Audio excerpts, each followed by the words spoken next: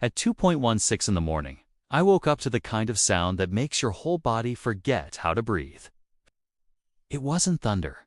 It wasn't a car alarm. It was the sharp crack of someone yelling through a megaphone, followed by tires grinding against pavement, doors slamming, and red and blue lights exploding across my bedroom walls. For a second, I thought I was back in the desert, back in one of those nights where your brain wakes up before your eyes do. Then I heard my dog, Maverick, growling low at the front window.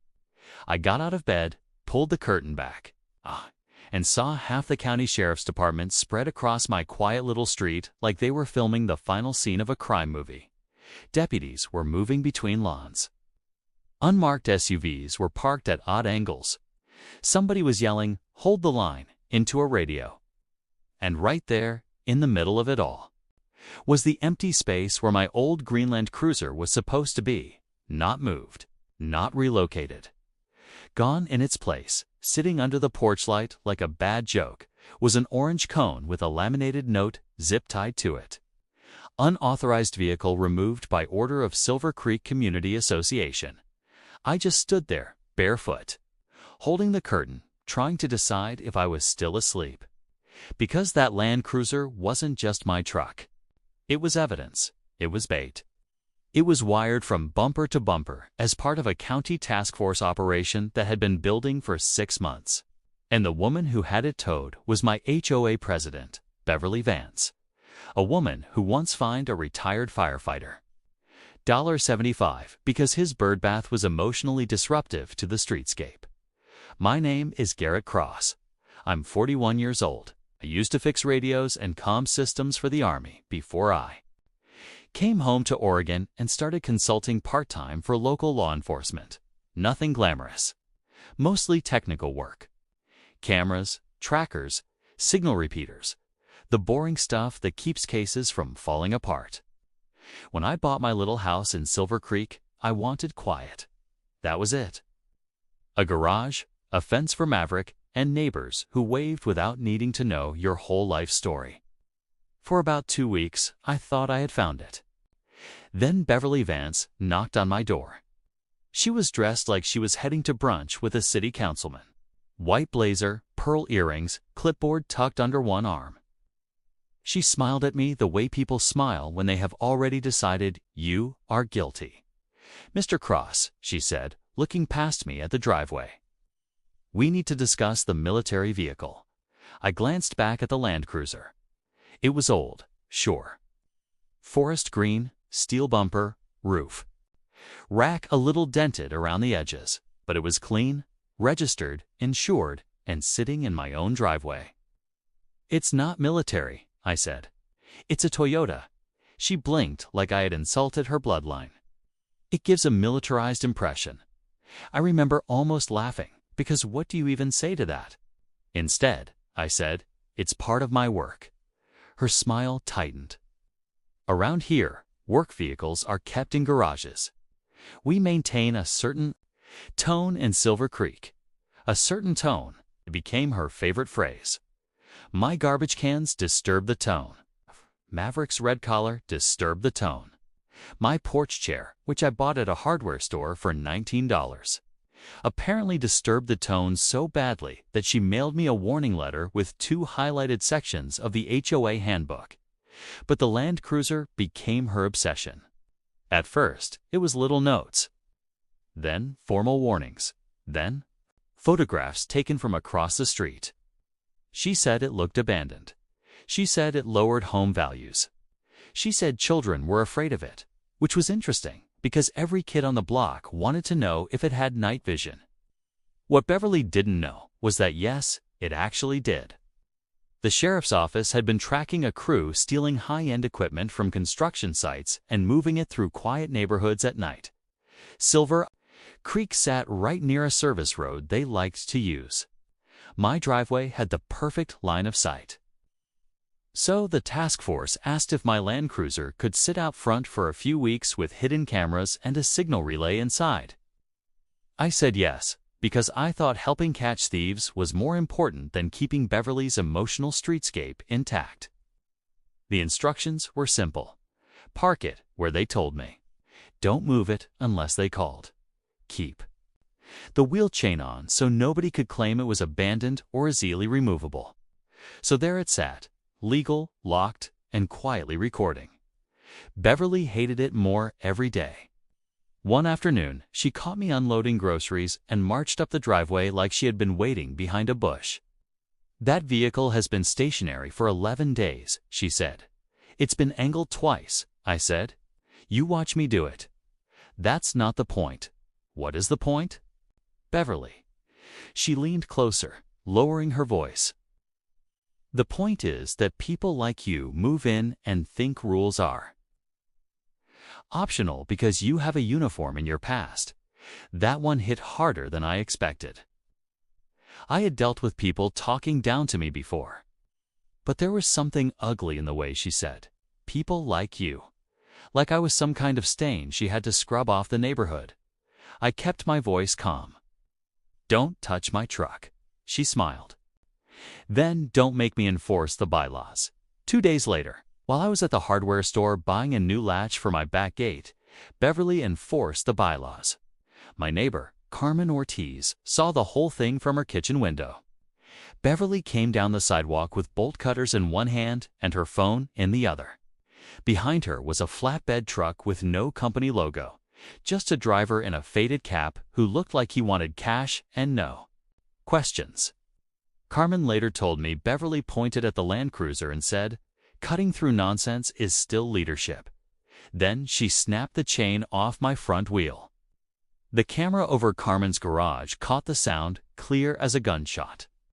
The Land Cruiser was dragged away 20 minutes later. When I came home and saw the cone in my driveway, I felt something cold settle in my stomach. Not anger yet, worse than anger, that slow, sinking feeling you get when you realize somebody ignorant has touched something dangerous. I called SGT, Jared Navarro, my task force contact. He picked up on the second ring. "Garrett, tell me that truck is still in your driveway." I looked at the empty space. "No," I said. "HOA had it towed." There was silence on the line. Then he said, very quietly, "Who authorized that?" "The queen of beige paint and mailbox compliance, Beverly Vance." He exhaled once. "Do not confront her. Stay where you are." Within 20 minutes, 2 unmarked SUVs pulled up in front of my house. By midnight, deputies were checking tow yards. By 1 in the morning, the operation they had planned for that night was falling apart. The suspects passed through the area, saw police movement, and vanished before anyone could get close. 6 months of work gone, because Beverly Vance couldn't survive the sight of a green Toyota, LNS. Morning SGT. Navarro took me to where they had found it. Not at a tow yard. Not at an impound lot. Behind an old tennis storage building at the far edge of the community, hidden behind a locked gate and a row of dying hedges. The place looked like the graveyard of every object Beverly had ever disapproved of. A kayak, 2 motorcycles, a barbecue grill, a contractor's trailer, and there, backed into the weeds, was my Land Cruiser. The driver's window was cracked, the chain was gone. The rear panel had been pried open. Inside, the compartment holding the signal relay had been ripped apart. Navarro crouched beside the truck and stared at the damage. "She turned it into a private impound lot," he muttered. Before I could answer, I heard heels on gravel. Beverly came through the gate wearing sunglasses and carrying that same clipboard. "Well," she said brightly, "I see you found the vehicle." Navarro stood slowly. "Ma'am, step away from it." Her smile twitched. "Excuse me. Step away from the vehicle. I am the association president, and this was part of an active criminal investigation." She actually laughed. Not a nervous laugh. A real one. "Oh, please. That thing was a neighborhood nuisance. If the police wanted it protected, they should have put a sticker on it." I looked at her and said, "You cut a lock off private property." She turned to me. I removed an eyesore. Navarro's voice sharpened. "You damaged surveillance equipment, interfered with an operation. and used an unauthorized towing service to move property you had no legal right to touch. For the first time since I met her, Beverly's face changed. Not fear, exactly. More like her brain had reached a locked door and couldn't find the key. She pointed at me. He set me up. I almost laughed. Beverly, I told you not to touch my truck. You people always say that after creating a problem, there it was again. You people.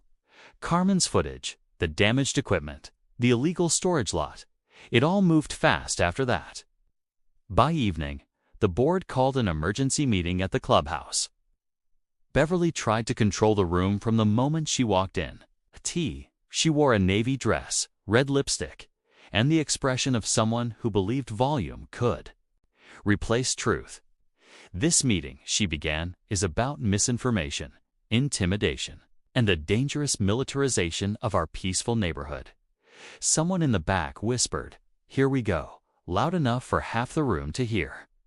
Beverly kept going. I acted within my authority to remove an abandoned vehicle that created distress among residents. I stood up. That truck was registered, insured, parked in my driveway, and chained because it was part of an investigation. She smiled thinly. Allegedly, that was when Carmen walked to the projector and plugged in a flash drive. The room went dark. The video started. There was Beverly, in daylight, cutting the chain. There was the tow truck. There was her voice, clear as glass, saying, "Maybe now the neighborhood can breathe." Nobody spoke. Then Carmen clicked to the next slide. Screenshots from the community app. Beverly bragging about finally removing Cross's combat junk.